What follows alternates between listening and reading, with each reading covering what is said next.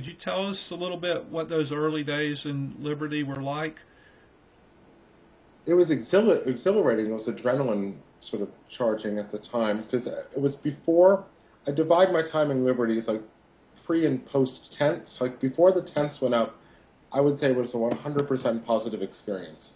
We were forming the beginnings of working groups and media, and people had their laptops and live stream, and we started thinking about having this assembly every day where people could voice their concerns and what do we want to do with this and where do we want to go with it, and just having speak outs and hearing people come from different points of view, all having the same central problem being access and corporate greed, and then people who were concerned specifically with Citizens United and corporate personhood.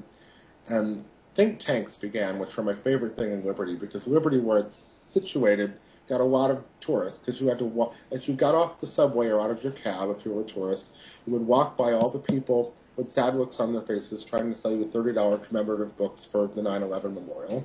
And so you'd walk past them for people trying to profit off a tragedy. And then you'd look at the building of the new Freedom Tower, and then you'd pass that, and you'd be in Liberty Plaza.